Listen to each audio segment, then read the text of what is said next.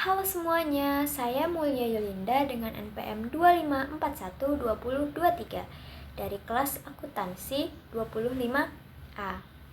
Dalam video kali ini, saya akan membahas salah satu materi penting dalam ilmu ekonomi, yaitu fungsi permintaan dan fungsi penawaran. Kedua fungsi ini sangat penting teman-teman, karena dari sinilah kita bisa memahami bagaimana harga terbentuk di pasar, bagaimana konsumen dan produsen berinteraksi, serta bagaimana keseimbangan pasar bisa terjadi. Yuk kita bahas dengan santai dan mudah dimengerti. Yang pertama kita bahas pengertian permintaan. Secara sederhana, permintaan adalah keinginan seseorang untuk membeli barang atau jasa pada tingkat harga tertentu dan pada waktu tertentu. Namun, tidak semua keinginan bisa disebut permintaan. Dalam ekonomi, permintaan hanya terjadi jika ada keinginan dan kemampuan untuk membeli. Artinya, kalau kita mau membeli tapi tidak punya uang, itu belum termasuk permintaan ekonomi. Secara umum, hubungan antara harga dan jumlah barang yang diminta dapat digambarkan melalui fungsi permintaan, yaitu QD sama dengan A kurang BP. Selanjutnya kita bahas tentang hukum permintaan. Hubungan antara harga dan permintaan dijelaskan oleh hukum permintaan, yaitu jika harga suatu barang naik, maka jumlah barang yang diminta akan menurun. Sebaliknya, jika harga turun, maka jumlah barang yang diminta akan meningkat. Hubungan ini bersifat negatif atau berlawanan arah. Itulah mengapa grafik fungsi permintaan memiliki kemiringan ke bawah dari kiri ke kanan. Hal ini terjadi karena dua alasan utama. Yang pertama, efek substitusi. Saat harga naik, konsumen cenderung mencari barang pengganti yang lebih murah. Yang kedua, efek pendapatan. Saat harga naik, daya beli konsumen menurun, sehingga mereka membeli lebih sedikit. Selanjutnya, kita akan membahas tentang faktor-faktor yang mempengaruhi permintaan. Selain harga, ada beberapa faktor lain yang juga memengaruhi permintaan suatu barang. Di antaranya, 1. Pendapatan masyarakat. Semakin tinggi pendapatannya, semakin besar kemampuan membeli sehingga permintaan meningkat. Yang kedua, selera atau preferensi. Barang yang sedang populer atau disukai banyak orang akan lebih banyak diminati. Yang ketiga, harga barang lain. Barang substitusi atau barang pengganti, contohnya kopi dan teh. Lalu barang komplementer, ini barang pelengkap, contohnya bensin dan mobil.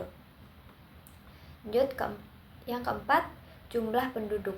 Jika jumlah penduduk bertambah, maka permintaan secara umum juga akan meningkat. Yang kelima, harapan masa depan. Jika konsumen memperkirakan harga akan naik, mereka akan membeli lebih banyak sekarang. Yang keenam, distribusi pendapatan. Jika pendapatan masyarakat merata, maka daya beli keseluruhan akan meningkat. Selanjutnya kita bahas tentang pengertian penawaran atau supply. Penawaran adalah jumlah barang atau jasa yang ingin dan mampu dijual oleh produsen pada berbagai tingkat harga dalam waktu tertentu. Sama seperti permintaan, hubungan antara harga dan jumlah barang yang ditawarkan juga bisa digambarkan dalam bentuk fungsi, yaitu QS sama dengan C tambah DP. Selanjutnya kita bahas tentang hukum penawaran. Hukum penawaran berbunyi, jika harga suatu barang naik, maka jumlah barang yang ditawarkan juga akan naik. Sebaliknya, jika harga turun, maka jumlah barang yang ditawarkan akan turun.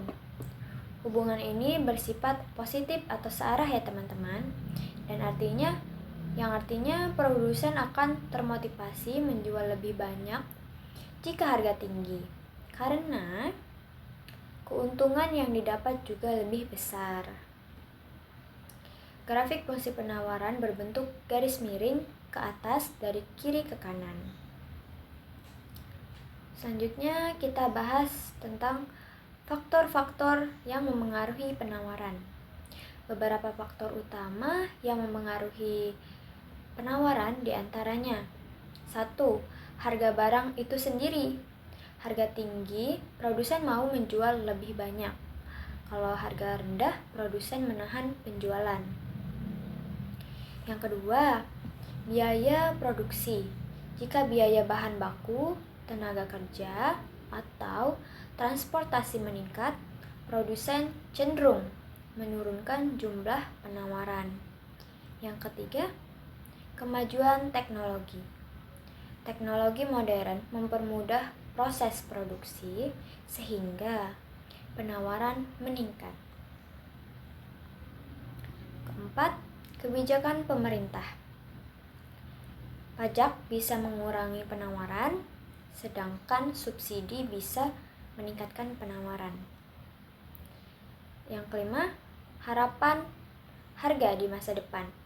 Jika produsen memperkirakan harga akan naik, mereka mungkin menunda menjual barangnya sekarang. Yang terakhir yaitu yang keenam, jumlah produsen di pasar.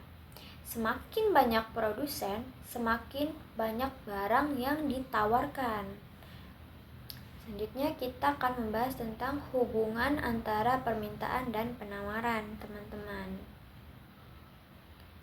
Permintaan dan penawaran tidak berdiri sendiri.